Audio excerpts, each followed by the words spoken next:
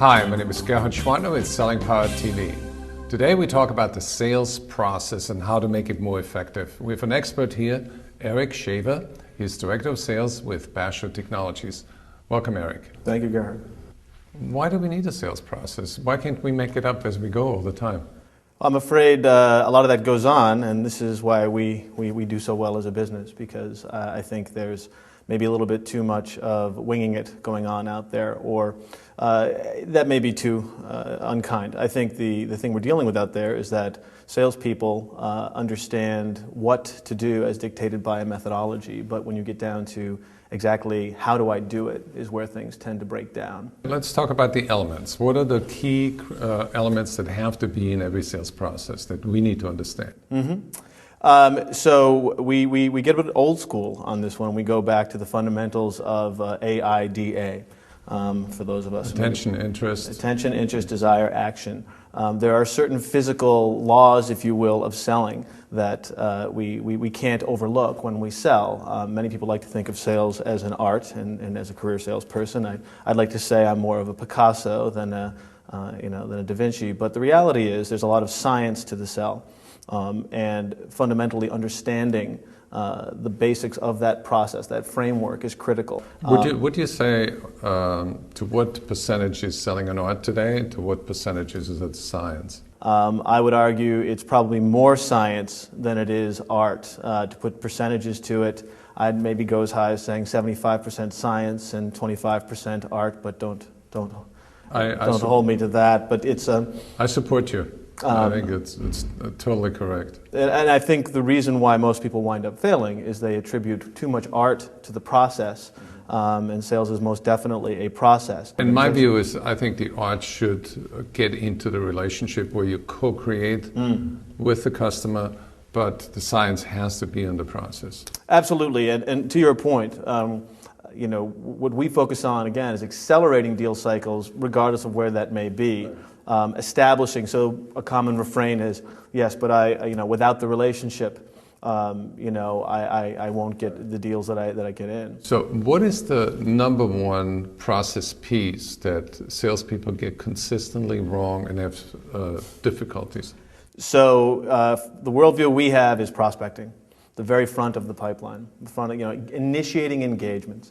What we find one of the biggest frustrations with VPs of sales is that either my people are too lead dependent, okay, and they're engaging gatekeepers early, because usually the power that we want to engage is not sending in those bingo cards or going to the trade shows. Or what we're doing is we just don't have enough of that activity, and this tends to be the pleasure-pain of human nature. I don't like to engage in things I'm not good at, so I focus on the things that I am, and many salespeople never learn the basic fundamental science behind prospecting, and so when they didn't get good at it, and they avoid it. So that tends to be the most prevalent pain point. We find actually when you dig deeper, we get into significant pain around the pipeline itself and the ballast that gets created and the inefficiencies that occur. Right. So let's talk about prospecting. Yes. How do you do it more effectively?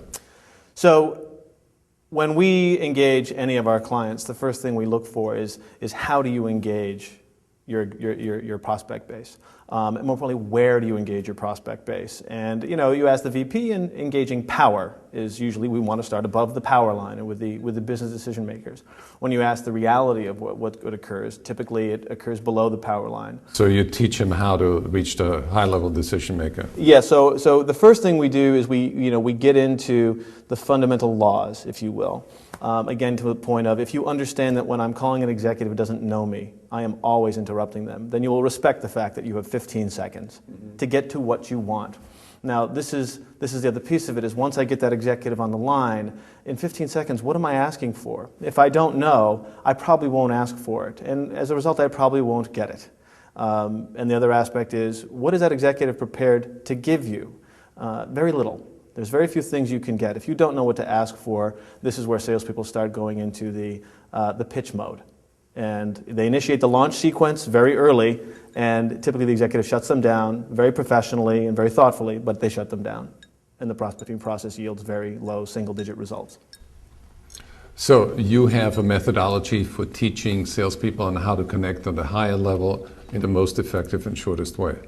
Yeah, so what we focus on are services, training, and products that essentially remove the friction from that process, but essentially give salespeople the techniques and the tools to do that effectively. And what we've proven to do is show executives and executives who run these sales teams and the sales teams themselves how to get on average a 20% yield off of cold executive dials. Well, we're going to continue our conversation with Eric tomorrow, where we talk about how to accelerate the sales cycle throughout the process.